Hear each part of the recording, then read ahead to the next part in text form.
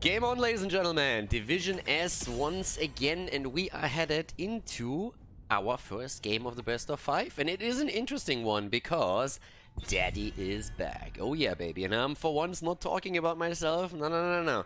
Apparently Divine Vendetta, the old meme machine, they have to play with 2 sub-players today. And they were able to get a hold of Sugar Daddy 69, who was originally part of the team and qualified with them. Like, he did amazing, and I can tell you one thing. The things this man can do with his tongue on the haka are truly amazing. So, yeah, it's actually fun to having Daddy back in the game here. So they definitely have players that they are quite familiar with now on their side. Divine Vendetta in an important match against Go Next as we are heading into the second round, or the second half of Division S here, of the first season. And on the other side we're seeing Go Next, and Go Next has continuously improved and is still without a single match win in Division S, which is actually quite staggering if you think about it. I mean, they have participated in other tournaments, were able to beat multiple Division S teams there, but in the actual league they came close several times, but they were never really able to get that big W for themselves. But they have now definitely taken a lot of the maps and are recognized as one of the teams that improves the most lately. One of the players to highlight on the side of the red team would definitely be Wit, who on the front line is doing fantastic and has also gotten praise from other pro players when I talk to them privately about the team. So Go Next against Divine Vendetta. Can Daddy be the small weight to tip the scales in the favor of Divine Vendetta now in the rematch between the two teams? Or how is this going to pan out? Bans not quite traditional. Maiev is still open. Ana is still getting picked first from Go Next, so Divine Vendetta can go into a Maiev pick at this point. And yeah, let's have a quick look of what else we can expect here. I mean, we are on Infernal Shrines. What else would we have expected on the ban side? There's no real focus on the front line, only Nuborak banned out here, so there's still a plethora of tanks available that are incredibly strong here. But Divine Vendetta, I would expect Maiev to be taking a big one of those. And Jaina. Maiev and Jaina getting picked. And let's see, what else do we have? With Ana, you want to have some kind of synergy. I mean, oftentimes you would suggest Li Ming, but it's Infernal Shrine, so not necessarily the map where you're going to get the most out of this. Unless you want to play with some kind of Alarak setup. Might look towards another mage, and there's not really that many around. Junkrat first of all, and Jojo. Wit again on one of his most famous heroes. So, with that said, third bans are coming in. Divine Vendetta. I mean, what do you ban out at this point? You can target the offlane, or you can target additional damage dealers. Those are your two options at the end of the day. And I mean, when they're talking about the offlane, we could again see a ban against even Leo if they don't want to pick it for themselves. Rexa. It's getting more and more popular these days. On Dragonshire, he's a staple. Oftentimes a ban. On Volskaya, he's getting banned out and picked a lot too. And we have seen him more and more in Infernal Shrines as well. I mean, obviously disregarding Braxis for a moment, where he was always a really solid pick. Okay. There we have Diablo, already up in the standings, getting banned out too. Well, it's not too bad. I mean, like, you limit the front line a bit. You have still Garrosh around, you can still play around a super aggressive setup if you're going to tutorial composition. So it's not like there are not enough tanks out there, but having Diablo on this map is usually a huge asset for a team. I'm also interested in supports at this point, just because Deckard could be played again. We have seen a lot of Malfurions in this lineup, but still Deckard is now a little bit stronger. It's still Malfurion though. Martin goes for Malfurion. We have Arthur's taken by Big Pope, one of the sub-players for today. And we're still waiting for Sugar Daddy's hero. And honestly, at some point in this series, I just want him to see... I want him to play the Haka. It doesn't have to be this one, but in one of the games in this series, yeah, that has to be a bit of a thing. In the meantime, the final 2 picks for Go Next. Need their damage, need their offlane. Do they pick maybe even... Nah, they don't pick the Haka. Greymane and Blaze it is. Alright, Greymane comes in, Blaze taken, Bunker on the ground, Greymane for the quick finish as well. Last pick for Divine Vendetta. Sugar Daddy, he's famous for his Chen, he's famous for his Dehaka. Obviously not the only heroes that he is playing. The interesting part is that Arthur's is actually usually a side laner. So are they playing Sugar Daddy this time in the main tank role? Did they switch because of that? Or how is that planning out for them? Not quite certain how they're going to run this, if they maybe roll swap that slightly. There's the Dehaka. Arthur's in the main tank role, and Dehaka comes in. Daddy with a tongue already getting ready for the big plays here. And we're getting ready for Infernal Shrines, our first map in the best of 5 series. Game number 1, ladies and gentlemen. Heading straight into our first game here. And well, as said before, Divine Vendetta going up against Go Next today in the best of 5, and over to the left side we're seeing Smaragd on Jaina, Sugar Daddy 69 on his Dehaka, Big Pope on Arthur's, we have Slake on Maiev, and Martin on Malfurion. And at the same time, towards the right side of the map, we're seeing Go Next with Kelvin on Greymane, Drifter on Junkrat. We're having Skynox on Anna, Toulouse on Blaze, and Wit is playing Johanna in game number 1 of this series on Infernal Shrines. A big battle between the two teams here. Divine Vendetta has beaten Go Next the last time they faced off against each other, but ever since then Go Next came a long way and was able to significantly improve. And Divine Vendetta obviously playing today also with 2 substitute players.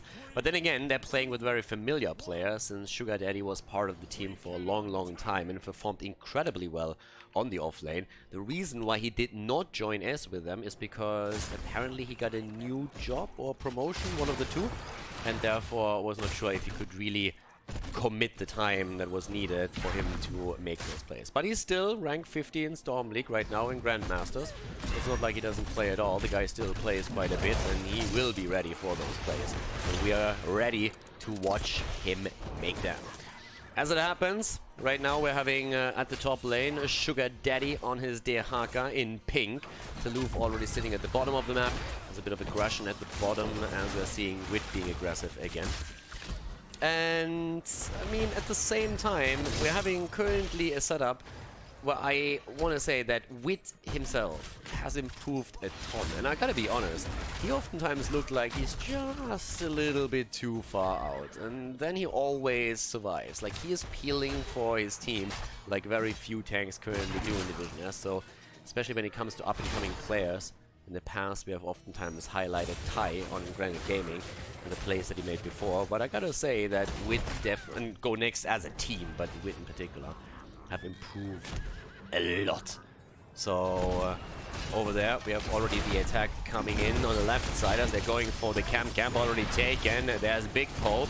Wit comes in, having Sugar Daddy missing the first tongue of the game actually, but they're still looking like they will get the kill here, and indeed they do. Blaze is zoned out and body blocked, and that is the end of the side lane now. Blaze dead, Daddy already in the middle of the map, starting the rotation towards the top, and the first kill is in the hands of Divine Vendetta. So nicely done here. Smaragd, Big Pope, Martin currently still sitting in the mid lane, but thanks to Dehaka moving topside and also slowing the lane down, they're currently holding on to a lot of control here.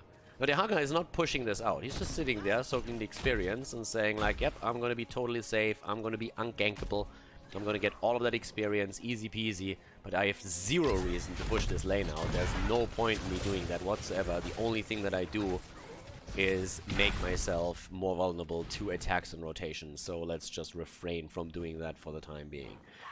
For now, we're also having in the mid lane, well, first of all, Insatiable and Viciousness have been taken, so a lot of inner beast focus that we're now seeing with Greymane's build. Now, we've definitely seen quite a bit of variation here. Oftentimes, also, the extra invisibility on level 4 comes through, not so in this game though. Rhyme on Arthur's, so the main tank on the side of Divine Vendetta, is very interested at keeping the damage output, at least against himself, on the side of Greymane to a minimum. And it's actually an interesting setup if you think about it. The Greymane pick there into Arthur's, really just hoping for Greymane to get the value even against a hero like Arthur's. Arthur's is usually a hero that was oftentimes taken against auto attackers like Greymane, or against that. A little bit of a 3-2-3-3 moment, if you ask me. I mean, not quite sure what was up with that. The mana pause. That's usually something that I still know from StarCraft 2, but in Heroes that hasn't really made any kind of comeback, so someone doesn't have his hotkeys figured out just yet apparently. Level 6.5 on both sides as we're heading into the first shrine. 0 kills from Go Next. this again would be a big victory here. Already starting to move in towards the shrine with the lead. That's where we're seeing go next, but the Haka hasn't made the commitment yet. Is now starting to move in and misses the drag again. Daddy! Not really getting the drags in just yet. I mean, if he delivers the important ones later on, we're going to ignore that. But for the time being, he is definitely struggling a bit to having those setups. I mean, he's anticipating movements on the side of Go Next that just don't happen. You could see it now twice that he was trying to anticipate the way that the target would dash out, and they just didn't. So the Tong doesn't connect there. 35 stacks against 19, and with the outside poke from Junkrat, it looks more and more as if Go Next is going to claim the first one here. Still looking pretty solid, also getting the level 7 tile now. So the brawl fight just happening. Tether against Taloof, and that is another kill. Blaze for the second time has now fallen, but the red team is still able to get the remaining few stacks, and are now also running the Punisher. Mortal Punisher is in, and already starting to move straight through the mid lane. At this point, I honestly have a little bit of a tough time thinking about who is the favorite in the series. I mean, Go Next is a team that I would say is a bit ahead, just simply because they've been doing so well previously. But Divine Vendetta can't really be overlooked, and I really feel that the setup they have in this particular game is quite powerful against the lineup that Go Next has. I mean, the control of Greymane should definitely be something that they can accomplish with drags on the Haka, with the slows on Jaina, and on top of that, obviously, the slows on Arthas as well. It's Team Frost pretty much what's going up against Go Next here. It's a little Song of Ice and Fire, if you ask me, with all that icy frostiness that we're seeing from Divine Vendetta, and then the blazing fires of Go Next, especially visible here at the top. Not seeing any dragons just yet though, but, well, maybe with a Cinder Ghost pick we could see something coming into play, but I assume that's probably not going to happen. So yeah, with all of those references out of the way, we have also a slight lead in experience for Divine Vendetta. Which means right now, obviously, early level 10 abilities, if you can force a fight, they're going to be a happy panda. Slake down at the bottom, a bit molested here by Kelvin. But so far, Maiev still fine. The top battle, on the other hand, but Taloof is attacked again and dies once more. Blaze down for the third time in a row now. Gets ganked here, and he is in probably not really a happy place right now. This is not really a good moment for him. 3 kills against Go Next, 3 kills against the same player. At this point, we're also having heroic abilities ready for the blue team, which means that Ring of Frost is a thing. It's actually a little bit impressive still. I mean, we've talked about Go Next and how strong they are these days and how they improve continuously, and then you go up against the number 7 in the standings, and the Divine Vendetta has struggled so far, considering that they also play with 2 sub-players.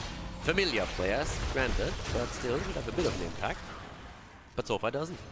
It's 3 kills against 0. It's a lead in experience, and they're looking good with this.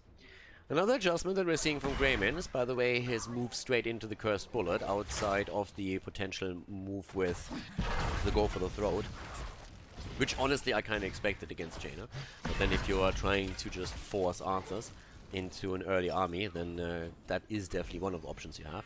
And I think it gives you a lot of kill potential, too. You get a Cursed Bullet after a stun, you get the Riptire in, and all of a sudden you're looking at a dead hero, or you should be.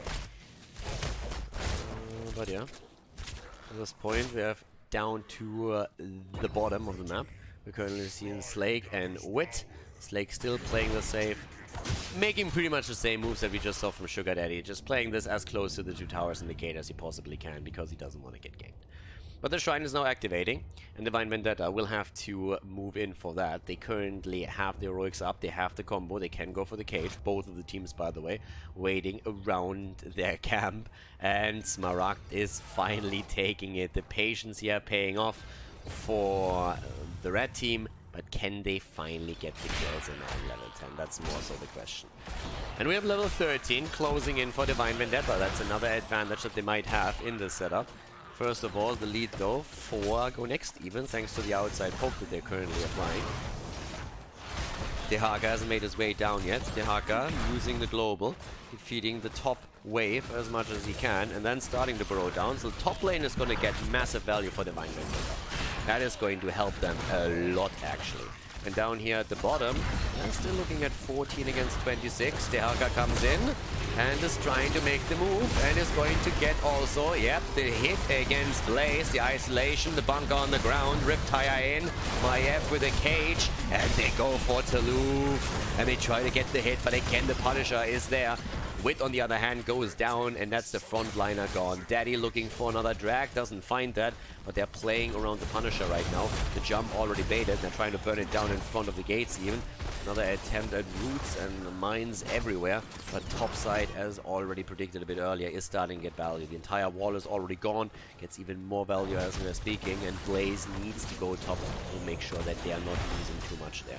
Which means that the bottom is gonna end up in an easy defense. So now we're having currently level 13 talents ready for Divine Vendetta. 4 kills against 0.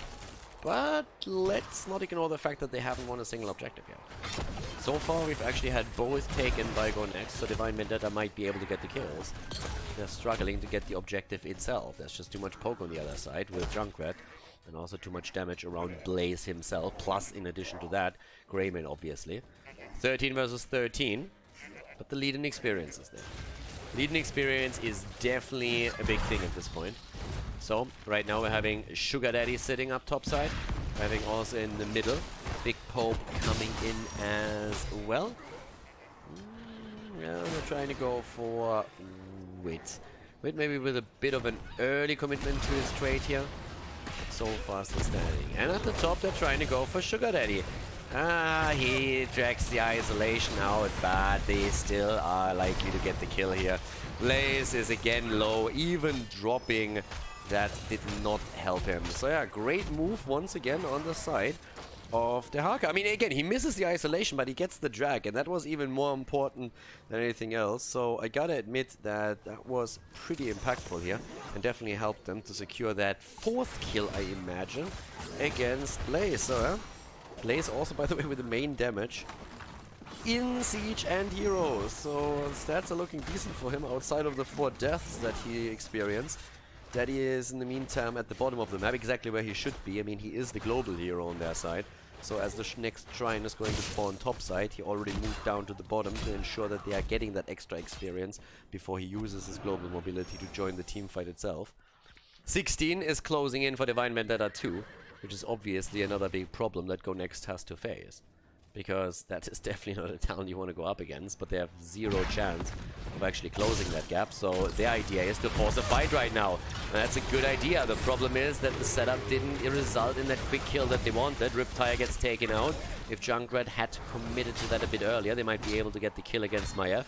But as that doesn't happen, they are now finding themselves in a really dire position where they are likely not even going to make a play for the top shrine. Because they simply can't win that one. Or at least it is extremely difficult. 16 talents are big power spikes that we're having. I mean, Dehaka himself has now the extra long tongue. And there we have it again. And the follow-up Blaze again with a bunker, but with a 5-man commitment onto him. There's just no saving him. He gets killed again. I don't know if the game plan of Divine Vendetta is to just focus a single player and tilt him into oblivion. But if that's the plan here, I would say it's working. Because that is just a bit too much to handle. Wit slowing down the rotation here, they don't even go for him. Well, there's the commitment. I think he went a little bit too deep this time. Yeah. Now, usually, as I said, he's just on the edge of being a bit too deep, but that was a little bit too much. Walking into 4 heroes and thinking you can simply walk away from that, even with Ana being kind of close-ish, doesn't really work out.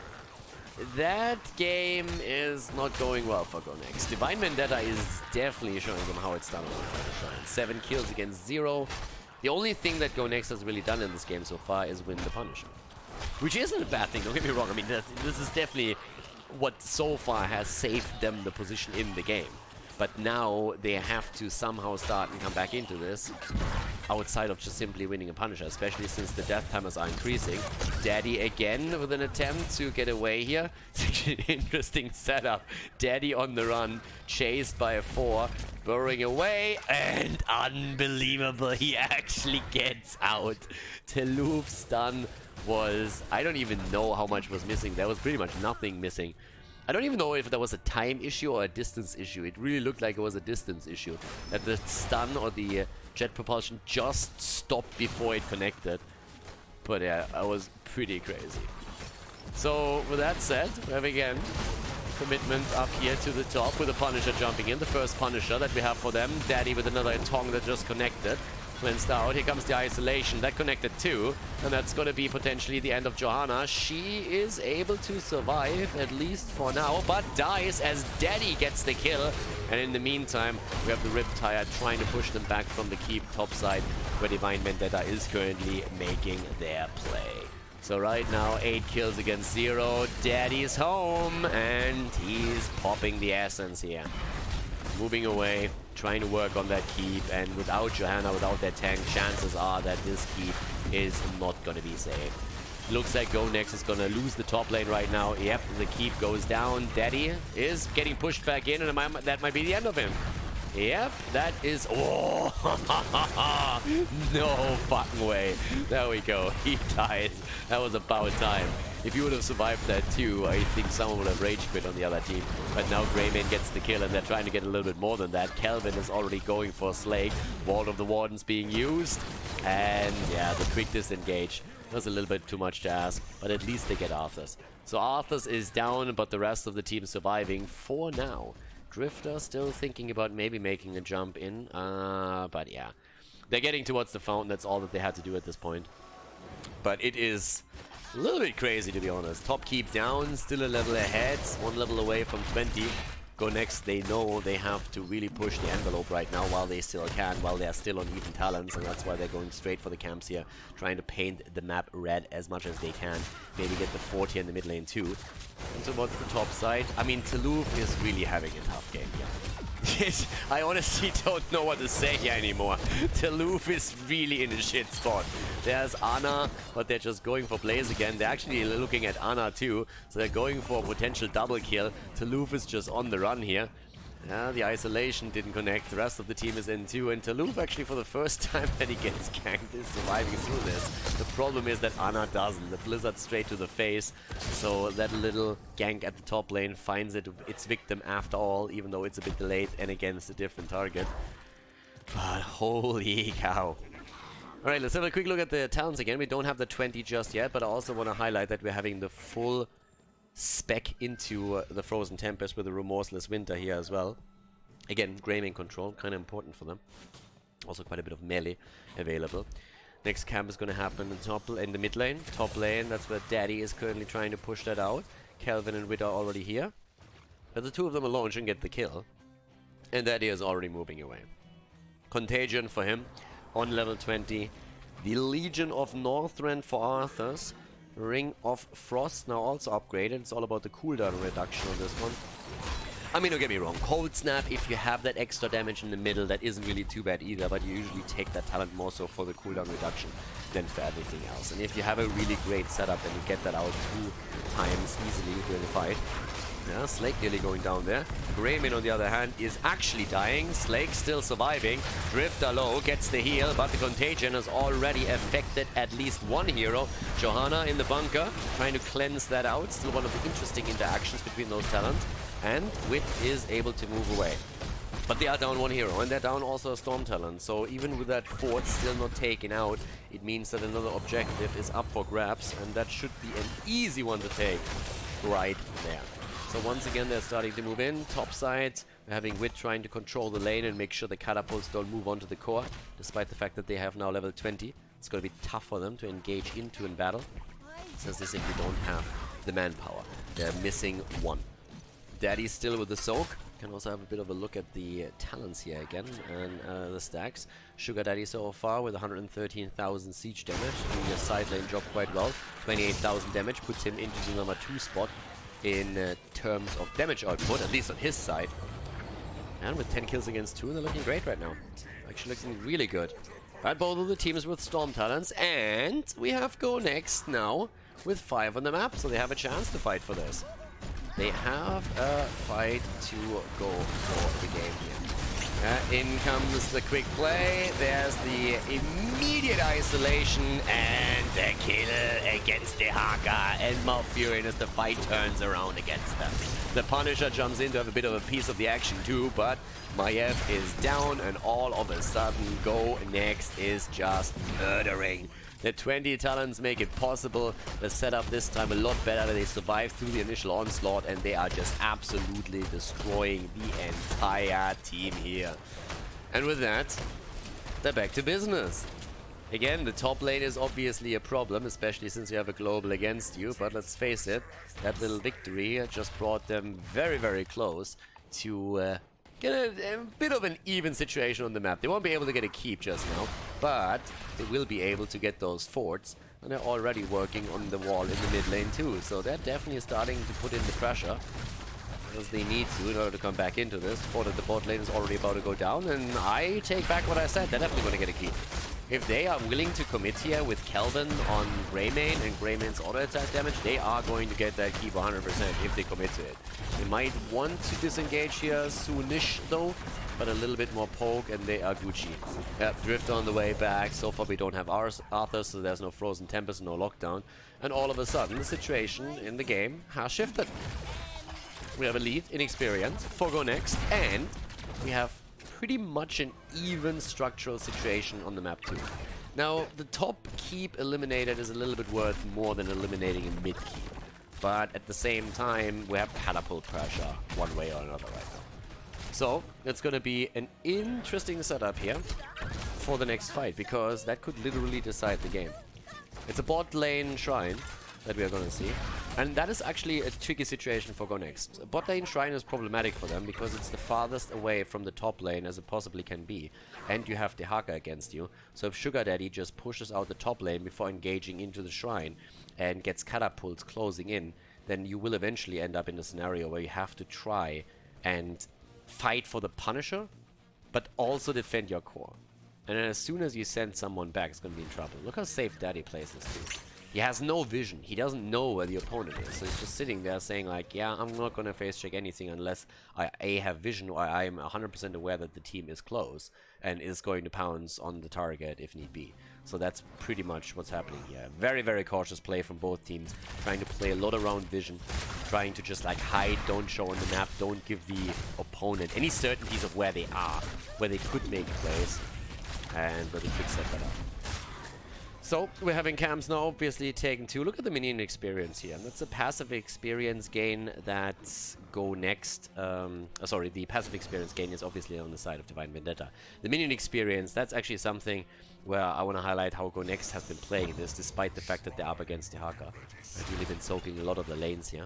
Doing extremely well with that. Also having an advantage in the mercenaries. Help get that lead in experience right now, but obviously, initially it was Divine Vendetta who really had those numbers in their favor. Now we're talking about the potential last shrine in the game. Doesn't have to be, by the way. We're 22 minutes in. Potentially even see another one. Especially if Divine Vendetta wins this one, since they still have to go through Keep and Fort down at the bottom of the map. But the initial start goes to Go Next, and Go Next seems all of a sudden as if they are way, way stronger in this setup. There's a bit of a structural advantage right now on the map as well, because interestingly enough, there is still a fountain and a fort at the bot lane, but they don't even need that. They get the kill against Arthas without even re-engaging into a fight. But Lou, oh my god, that bunker just saved him. Here comes Slake again going in though. Taloof on the run the entire time. Daddy not quick enough. Slake goes down. That's the second kill. Taloof is alive. Can tap at the fountain and re-engage. So does Wit. And that is definitely going to seal the deal of Punisher at the 22-23 minute mark. The top lane is pushing, but with no one lost on the side of the red team, they can easily send someone back and deal with this. It looks a bit like we're seeing a backdoor attempt even. And I'm not sure if they have the firepower at this point. You can see Kelvin. They could actually just cancel the Hearthstone. He's committing to it. They could have just cancelled the entire time until the opponent shows and they know where they are. So in this case, that's what we've seen happening on the side of Divine Vendetta, and they're going to go for the 3-man defense right now. But the keep at the bot lane should definitely fall. I mean, this should honestly fall here. Now we have Blaze still taking care of the top lane. Greymane is already moving to the bot. You want to end now. You have Greymane on the core if you can get him into that position. Oh, again, there's one catapult here, but that should be eliminated by the minions itself. The keep at the bottom has already been taken out. And now in this first game of the best of 5, we're seeing the play for game. Go next wants it. Daddy is already low. Sugar Daddy popping the essence. In comes Martin with a quick ult on Malfurion, getting the tranquility through to keep everybody alive. But that Punisher is still a beast, still on 60% HP as he jumps in again. Slake moving in, Riptire action as that comes through too. And they get the kill against Maiev. Maiev down, Malfurion 2, and that should be the end. The core is already falling, despite the counter kill against Greymane. We have actually kill against Ana too. Can they actually defend this? 60% on the core. Junkrat is down. Oh my god, this is getting close. 50%. The Punisher is down to 10%. Catapults are moving in. Somebody has to deal with the catapults. And if no one does, this is over. But now the game is done as Go Next delivers the final blow and Divine Vendetta goes down in the first game of the series.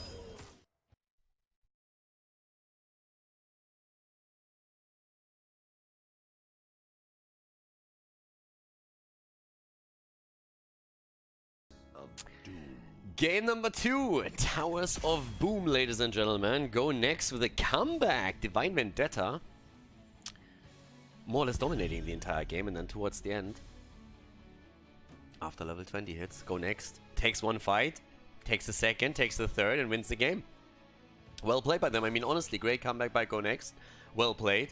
Reminded me a little bit of the Gold League match between Boluo, the Swedish team, and OFD on Volskaya Foundry. But this series is so far at least what we expected it to be. It is close. A close first game. And we are going to try and find out if Go Next can take it 2-0 now, or if Divine Vendetta is able to tie it up. Yeah, this is definitely a match that I could see go into 5 maps.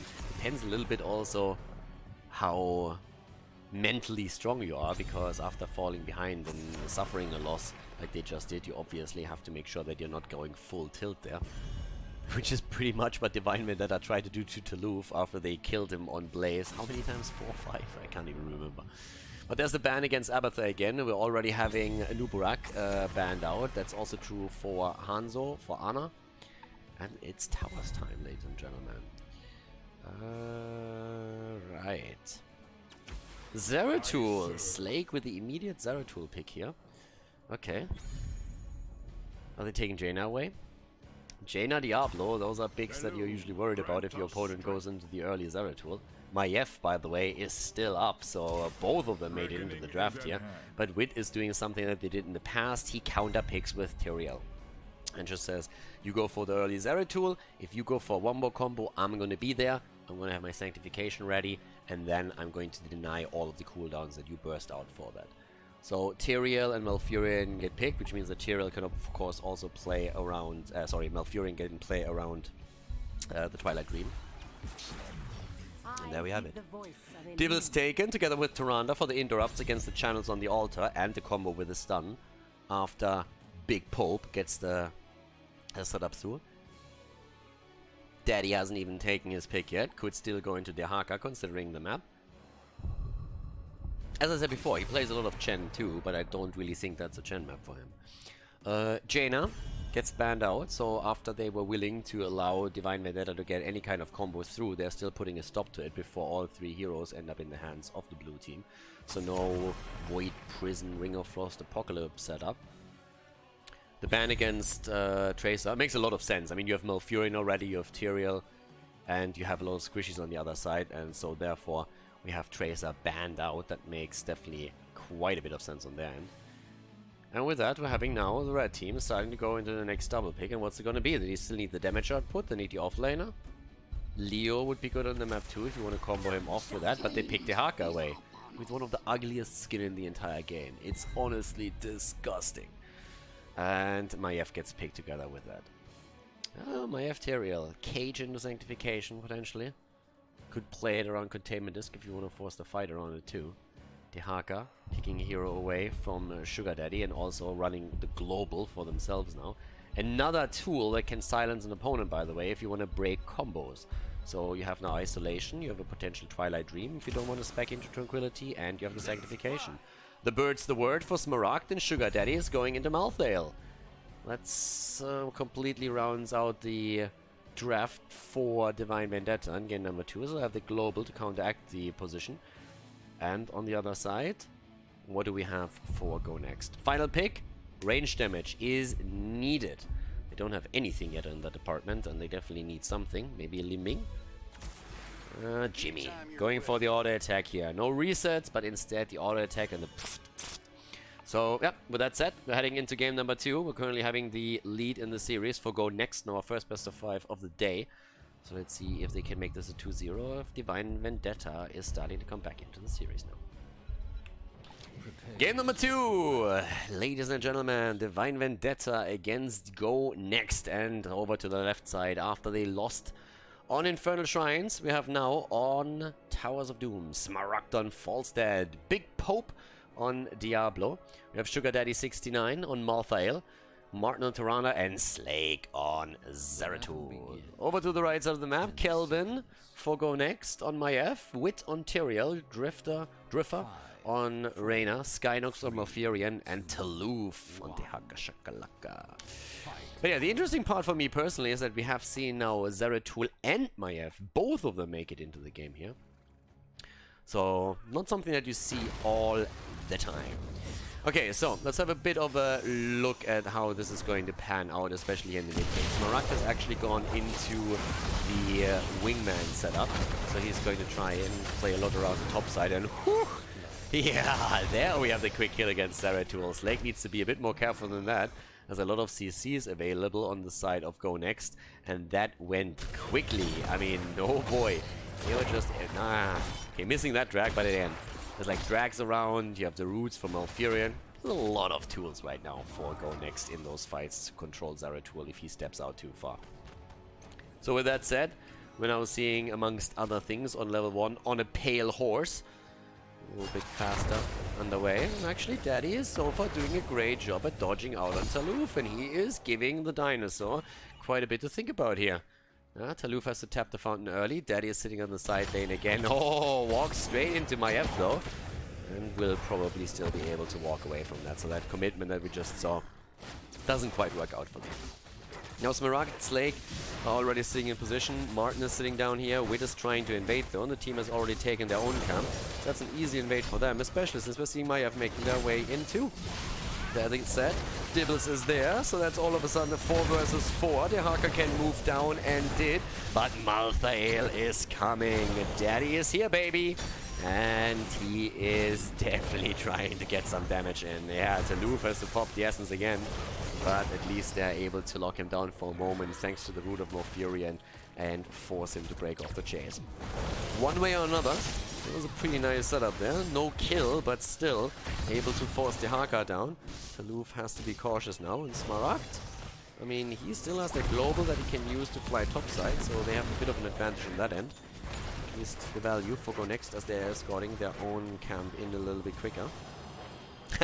We're jumping away here.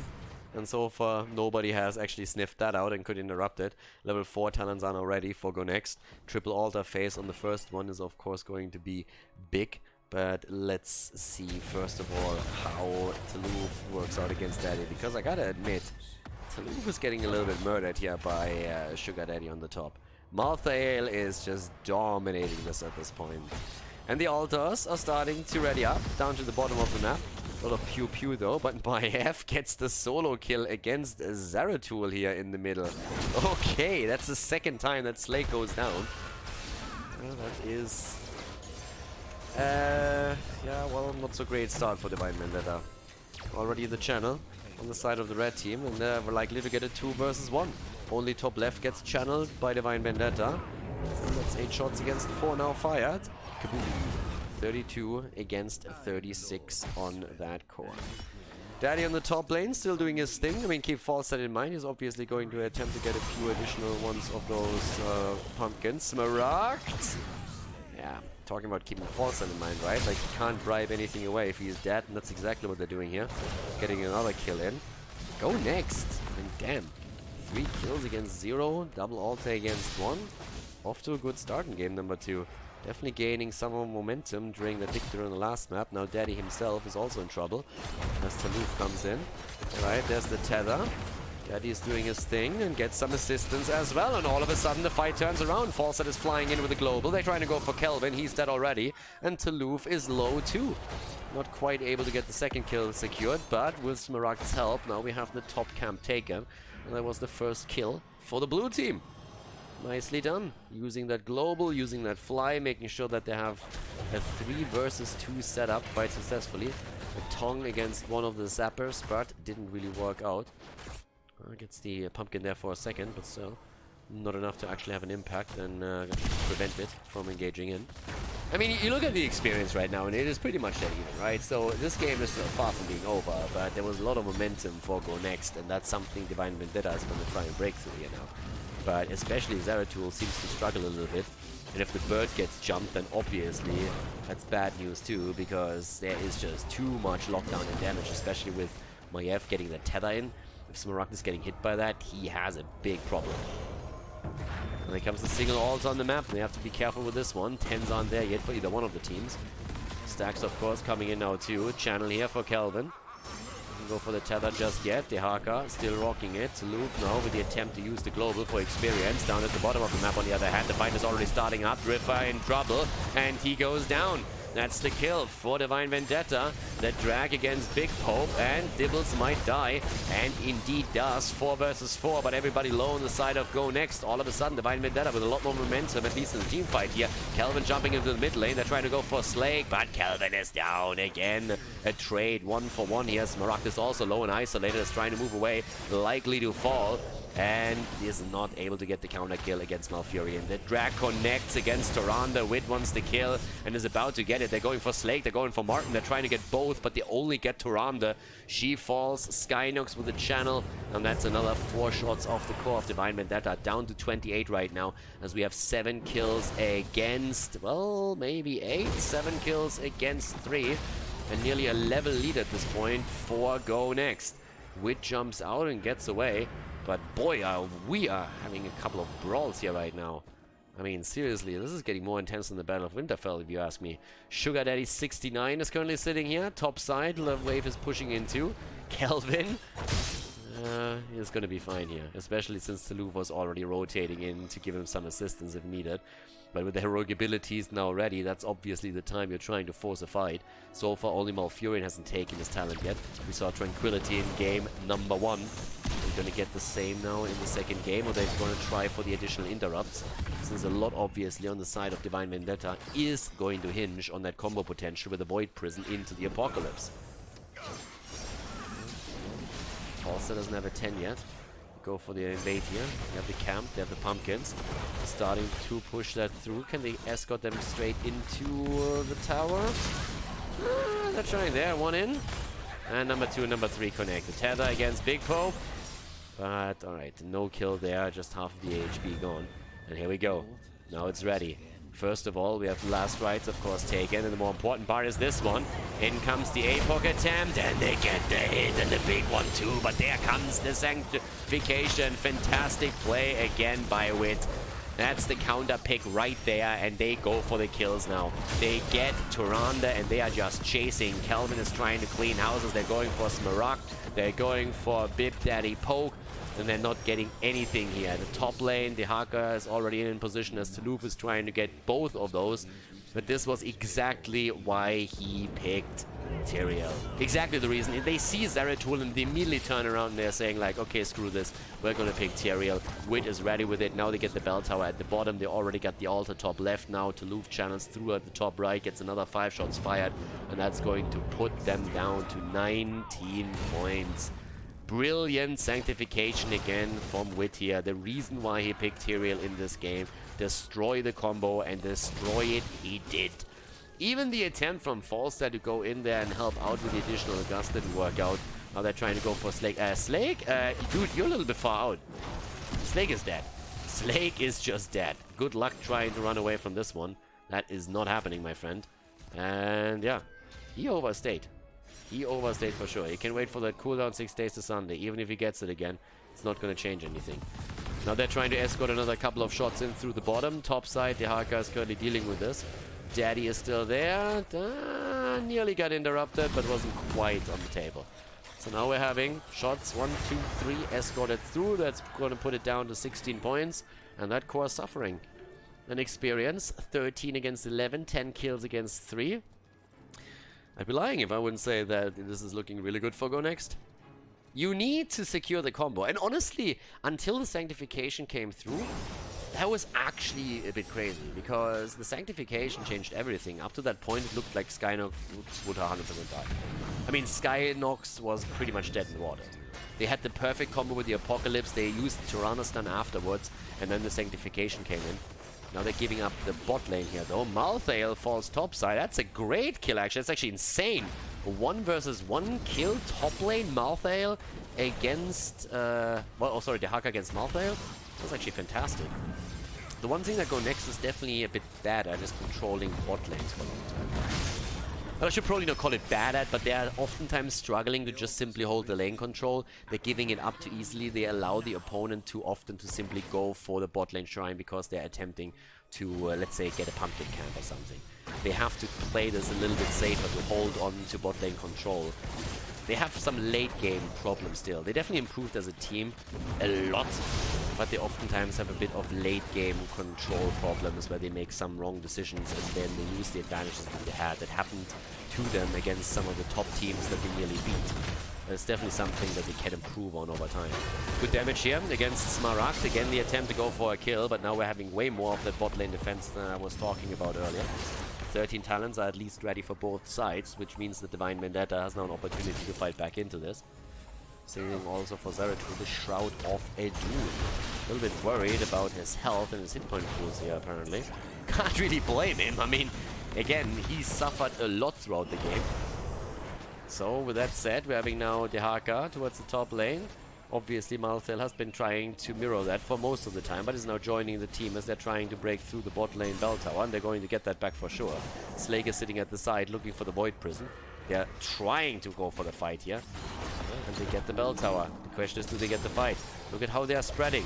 Don't stack. That's the big thing right now. Do not stack. Don't allow Zeratul to get the big one. Here's 2. Tyrael gets caught in it. Here's the Apocalypse. Gets the Apoc through. That's the first kill. Wit is also dying. No chance for him to get anything done here. And that's now a double kill. But falls that falls. And they're still trying to turn it around. Go Next is not giving this up. Not at all. They take Tyrande down. They go for Daddy. And Daddy is about to die. He's down. So is Maiev. 2 versus 2 on the map. Dryfa is chasing Slake across the map. And this is actually getting a little bit bananas here. I mean, we have a triple altar coming up.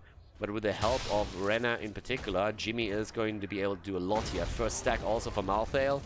Jimmy already making it all the way up to the top. Toulouf down here, trying to prevent the worst, but the more time he can buy, the better. The bird is nearly back, and that means he can fly towards the altar, and that's what's happening in just a few seconds. As the first shot fired, there's the bird coming in. 4 already connect. At the bottom, there's a channel. And all the way up to the top, they end up against Smaragd. Boom! 32 against 7. 1 level ahead, 1 talent ahead. How much time do they buy? Not enough. Not enough. Or do they? They're thinking about it. They're thinking about going in. They have the 16, but they're not going for it just yet. Zeratul jumps in and out. If they can go and get a kill, they will go for boss. But at this point, they have to get their kill first. And this one has actually not channeled through. They had to intercept it before. Now they can make the play again. And they're currently doing exactly that. And if they can get it and win the fight, then it's over. Then they will take boss. Apocalypse didn't do anything. Did do nothing. They're jumping in again. They're getting the Sanctification. There's the Void Prison on top of it immediately, but still the isolation of Malthael. Stun comes through. The kill is there, and Malthael is down. Malth down, they go for Slake, and there's the drag against Martin as Wit jumps in to help out, and together they should be able to get the kill here. There is no gust for Falstad, and he drops 2. They get Zeratul at the top, and all of a sudden Dibbles is the only survivor here. That's a channel, that's a boss, and that's game right there. They can do whatever they want. They can jump from one foot to another, and they're still not going to be able to break through this. Diablo alone just can't handle all of that. The guy is too old. He can't handle this much stress here. And there's the shots fired, and that is game 2-0. The lead for Go Next in the best of 5 here, Division S. GG, and well played.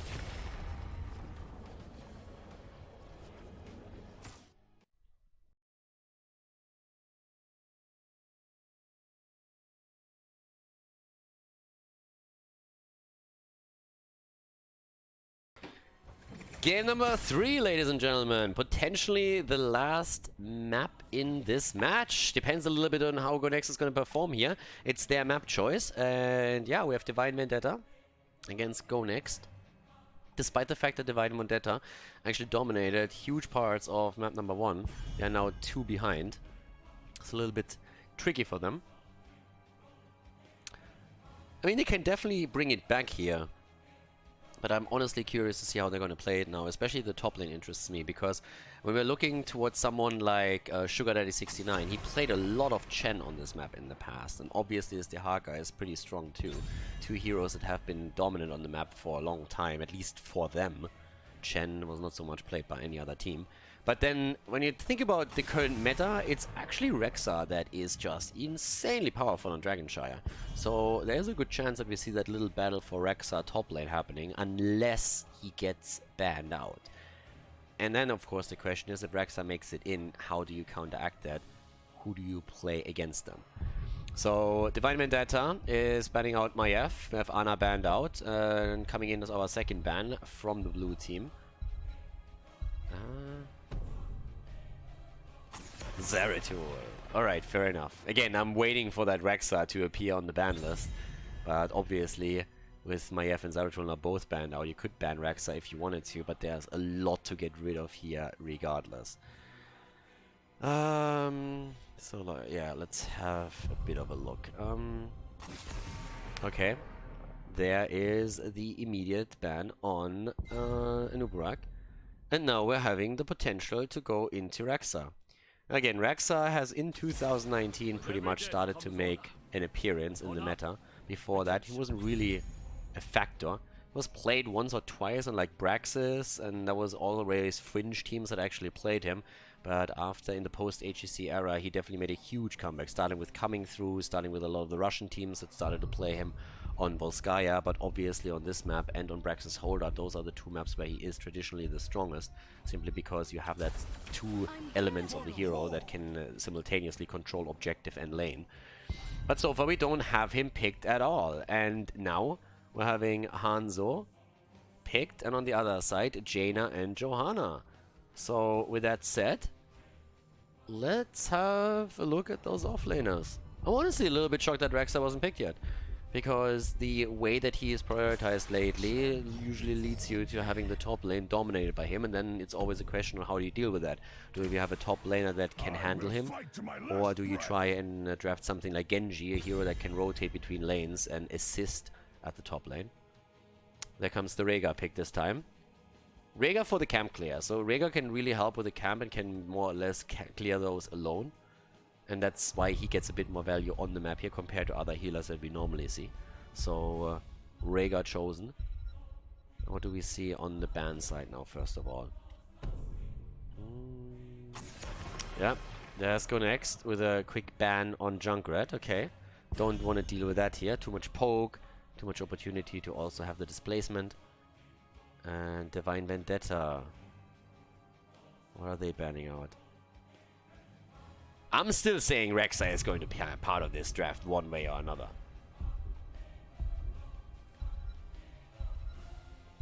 So...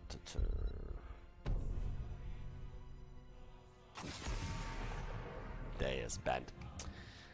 A little bit of a sad panda moment for all the Misha fans, but still, Rexxar doesn't make it in. And now, obviously, a lot of those offlaners become a lot more attractive. You can play Urel now, you can play Dehaka. Question with Daddy is always, is he going to play Chen? Are they really going to risk that on this map here? Depends a little bit on which top side is going to be picked. Tyrande. And together with her, what do we have? Genji! Quick rotations, top side now possible. Meaning you can offset the balance a bit with ganks. But yeah. What are we having on the last two? And talking about the top side, they actually like hold back on their offlaner pick, GoNext that is, so that they can react to whatever Divine Vendetta does now. And Divine Vendetta need a bit more damage, and they need their offlaner. Could also go, of course, into 2 more melees. There's the Haka for Daddy and Thrall. Interesting already. Thrall potentially with Trash Lightning. Arthur's as a counter to that. But yep, Arthur's comes in. Thrall likely going to be part of the 4-man. Could see Trash Lightning as a result. Dragonshire, map number 3, and the last chance for Divine Vendetta to put their own point onto the scoreboard and fight back in this series.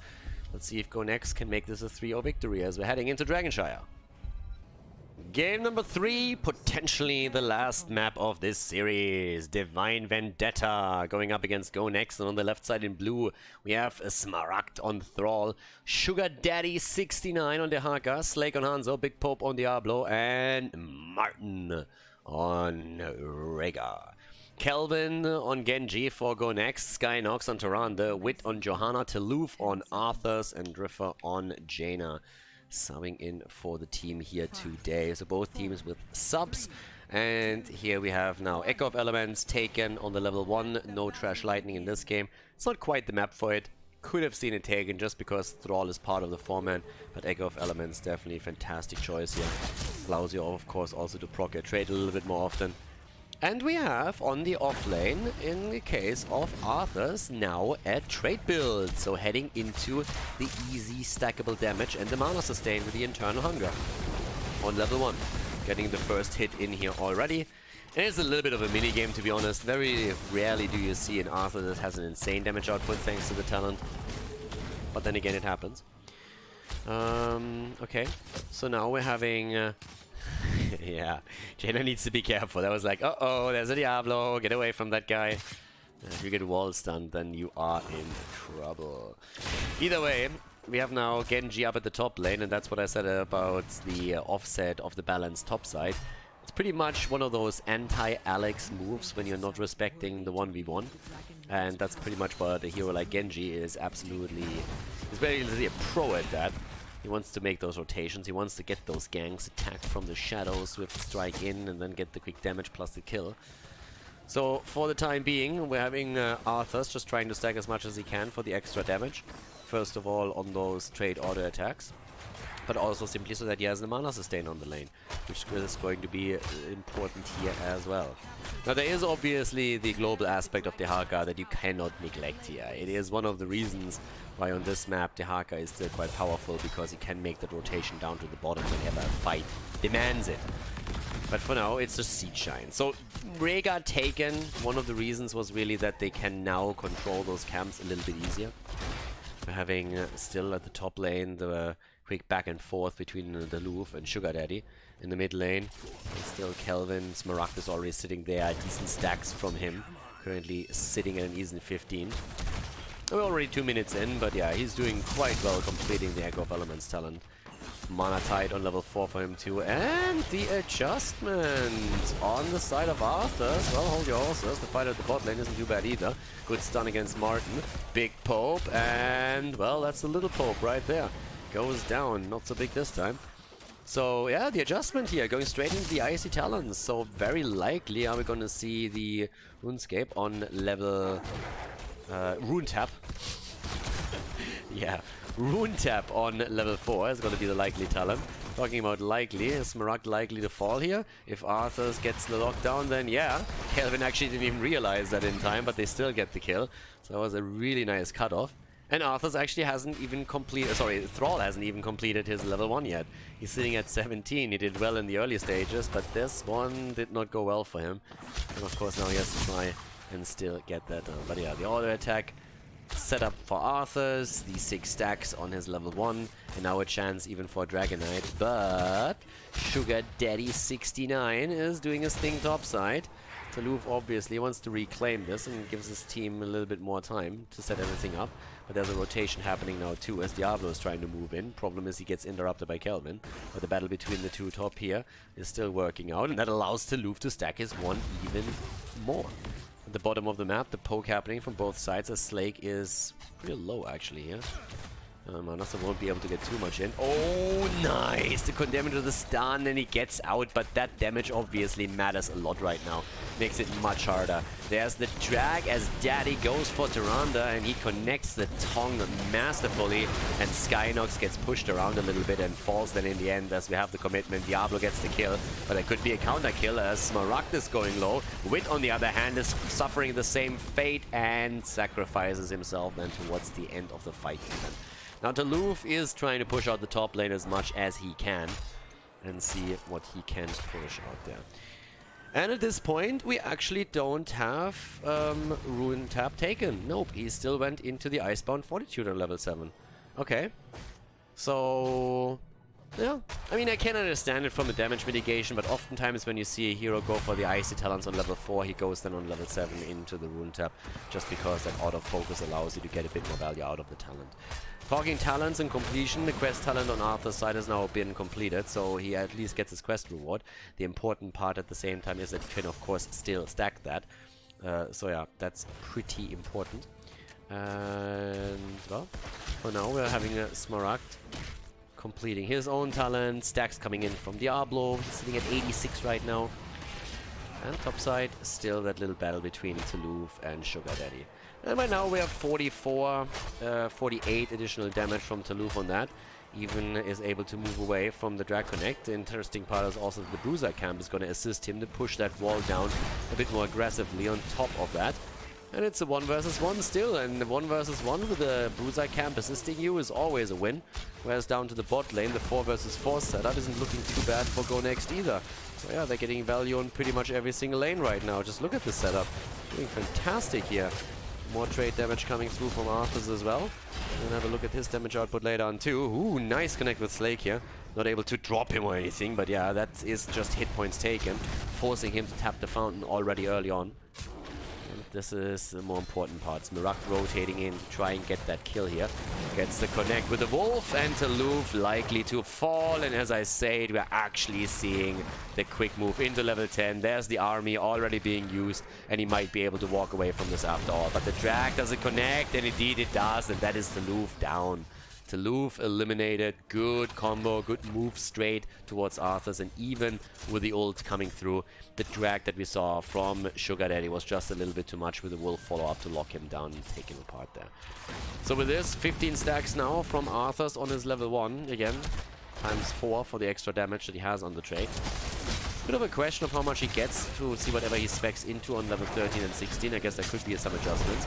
Nice setup here. Celestial Attunement is safe with, but that's another kill as Divine Vendetta is getting those kills in. 4 against 2. They're trying to make the play for the Dragonite. Genji is there for the interrupt. Arthur is moving to the top side to claim one of those shrines, and he is going to get that. Kelvin is moving away, but Arthur is already doing his thing top as mentioned. So at least the crisis has been averted. With the crisis, I mean the Dragonite. Top is still Toulouf sitting there, doing his little thing and just soaking experience. As long as nobody is really paying any attention to him, he's going to be in a happy place. Sugar Daddy is trying to remedy that, and we're seeing more camps taken by Divine Vendetta as they're putting Rhaegar to some good use and finally letting him do what he does best. Take camps, heal people, and keep Slake in a position where he can assist him too. Pretty even an experience. It's actually dead even, basically. So, this is a cool game. Again, this entire series was actually really hyped from the get-go. Game number 1 was super close with a great comeback. Game number 2 was actually a little bit more one-sided than I expected. But this third game so far is definitely delivering again. Question is just who takes it. Because from a result perspective, it doesn't really matter to you if you nearly lost the game and just barely turned it around, or if you dominated for the entire time. What matters is the point at the end of it. So, yeah, talking points. They have 4 against 2. Both of the teams heading into 13 soon. Top lane gets taken down at the bottom. We're still having a couple of fights over those siege giants, potentially. Wid wants to reclaim the position so that they can maybe threaten the Dragonite themselves in the middle. Has to really be careful. I mean, there are so many walls where Big Pope can get the wall stun in. And that's always terrifying against Diablo, especially if there's decent follow-up. And so far, at least the Haka rotations have made things a bit tricky for them. Now once more, Kelvin sitting there. They're making the play for Thrall, and he's down. The arrow for save comes a little bit too late. Thrall is already dead, and that was a good one. 13 on both sides now, as they're trying to get some momentum out of this. And towards the top, Toulouf again, fighting that out with the Haka. Gets another hit in. 18 stacks for him now. The drag, and here comes Big Pope, trying to get those wall stuns. Gets locked down for a second, and things are looking decent. Another stack coming in. He has the Frost Strike now as well. So has the cooldown reduction. Dragonite is taken during all of this in the middle. And Jaina falls, taken down by the Haka as they're starting to move to the bot lane for the little gank setup. So Daddy with another good play. Maybe able to remedy some of the damage as is being done right now. But the Dragonite in the mid lane with the help of Genji is starting to get some worth for them. And on the top side we had Taluf playing it off against Smaragd. He's currently sitting at 19 stacks, by the way. So that's nearly an extra 80 damage on those auto attacks. Starting to look for another one. Sugar Daddy, long tongue, waits for a long time with it, and that's the isolation right there, and the kill. Arthas goes down. Dragonite still active at the bottom for another second as Genji starts to pop out. In terms of kills, Go Next isn't really doing all that well this time. Currently sitting, oh, the arrow going far and wide right now. Good stun coming out there. Still, you look at experience after all of this, and experience is still kind of insane. 22,000 damage, by the way, on Arthur, so he's currently on the 3rd position in the entire game. Only Genji and Hanzo have more damage than Arthur's in this game thus far. Has died twice on the other hand. Big apocalypse! And the kill against Jojo, the drag against Jaina, and that's another kill. Daddy again is showing everybody his skills with the tongue as he's going straight for those heroes. And he actually has contributed to so many hero kills in this game already. It's honestly impressive to say the least. I mean, it is one of his best heroes by far. And he is doing exceptionally well in this game again. And all of a sudden they are starting to get ahead in experience. What a few seconds ago was pretty much an even XP pool is now looking at an entire level lead. Plus a 5-level kill and position on the map now taken with the first fort destroyed at the bottom of the map as well. So yeah, things are starting to heavily swing in favor of Divine Vendetta. And for good reason too. I mean, they're playing really well there. Taluf again with the attempt at a lockdown. And again, another drag connecting as Calvin has to deal with Daddy on his own lonesome since Arthas didn't even move in for that. Prince can't be bothered with that shit. Arrow didn't do anything. Was close though. I mean, that arrow definitely ruffled Genji's feathers a little bit. I mean, that ruined his hair right there, so he needs a little bit of extra product right now to fix his hairstyle once again, because that didn't really work well for Hanzo, but it was a close call either way. I mean, he definitely could have written his name on that arrow as it flew past. Easily at that. So 16 is something that we're having for Go Next now any moment. So they're going to get that in a second. So 16 comes in. Arthas, what adjustment is he going to make now? If any. On 16, and he does. He actually specs into it again. Alright, Arthas goes straight for Frostburn Feats. So he is having an additional stack that he can use to get even more damage out. Let's see how that works out late game. He's actually already starting to get that up at the top. Gets 1, gets 2, that's an additional 8 damage. Taluf is just stacking as much as he can. Apoc at the bot lane on the other hand. Thrall is already down. And even the Apoc couldn't prevent this, so that was a cool kill. That's actually well done. Against the Apoc setup. Up towards the top, we have now 24 stacks, and Taluf is murdering Daddy. Taluf is actually just going to absolutely wreck him here. Has the army out as well. 26 stacks at this point, and we even have Driffer coming in. Driffer, Dryfer, whatever. The guy with the big D here in his name. And they are getting another kill against the Haka, and that's 26 stacks now on top of that for Arthas, which means that he's looking at an easy 100 damage. Easy 100 extra damage for him. Which isn't actually too bad. I mean, honestly, at some point with the auto attacks, he's getting a lot out. Think about it. If he gets the trade out directly twice, that's 200 extra damage that he dishes out with that. Arrow again going absolutely nowhere. And with that, I mean bottom right of the map. I don't think there were a lot of arrows that connected yet. I know one connected earlier, but that was after Thrall fell in the mid lane. Hanzo was trying to save him here. To be fair, a lot of the arrows that he's been throwing out were more so... let's hope that hits arrows. But yeah, that's where we have now 27 stacks for Arthas. Tries to get the channel through here. Minion actually interrupts him, but Taluf might be able to get that done. There's the first interrupt. The Haka is topside and reclaims the channel. Arthas already realized it doesn't even make the play for this one anymore.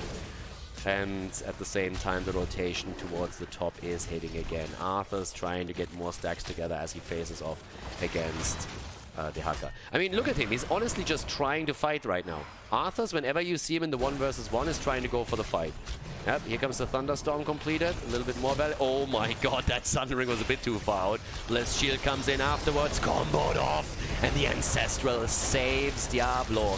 But Martin gets punished for that save. He gets taken down, and Diablo falls after all, even though it's a little bit later. Down goes Hanzo. They are wrecking them. They're absolutely destroying them right now. Another big hit coming through, and that is nearly an entire team wipe. Only Dehaka surviving, and he's moving to the top.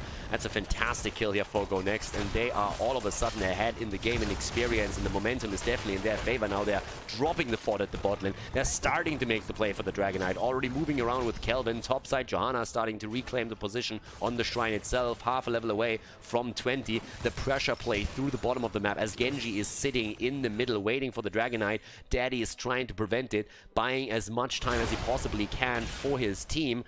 And he can buy that time for a little bit longer, but eventually that Dragon Knight is going to be taken. And here we have a bit of an attempt. Pope, he's tempted. With the help of Dehaka, you could tell he was tempted. They're starting to go in right now. Daddy drags it into the range of the fort, but there's still a couple of minions to take down first. Dragon Knight taken here in the middle, as we are seeing them starting to move through just before 20. Arthas, 34,000 damage for him, still the number 3 in the game itself. And again, he's sitting at 30 stacks, so that means that right now Toulouse has, with every single one of these trade attacks, 120 extra damage. You get both of those charges through, and you do a 240 extra damage through those attacks alone. And of course you stack on top of that even more. I mean, the whole play here. So now the big move there at the bot lane. Level 20 talents are ready. And that gives us now also the extra speed with the Death's Advance here for him. Increases the movement speed, allows him to even stay closer and run them down completely. Dragon becomes me. We go for the keep. Only a few experience points left for Divine Vendetta to claim the Storm Talents too. Camp at the top lane, or the wave at the top lane is getting some value, but it's not going to be quite as much as we're seeing here for Go Next at the bottom of the map. That keep is a goner. It was a big arrow actually hitting, but can they follow up? It doesn't really seem like it, but they're making the play without the level 20 anyways. A little bit of a risky endeavor if you ask me. Here comes the Sundering after the A-Book. Good, fantastic wall stun. And Skynox just walks away. Doesn't give a shit. 9 hit points. Hashtag calculated. That guy is a rocket scientist if I've ever seen one. 2 down, 3 down, 4 down. 5-man team wipe. As Go Next is just obliterating them. And Skynox with the nerves of steel here. Yeah, the balls of steel, and puts them on the table. 9 hit points. Who cares? As long as it's more than 0, I'm golden. Doesn't even blink, and now they get the kill. And that's a 3-0 victory for Go Next in the best of 5 series against Divine Vendetta here at Division S. GG, and well played.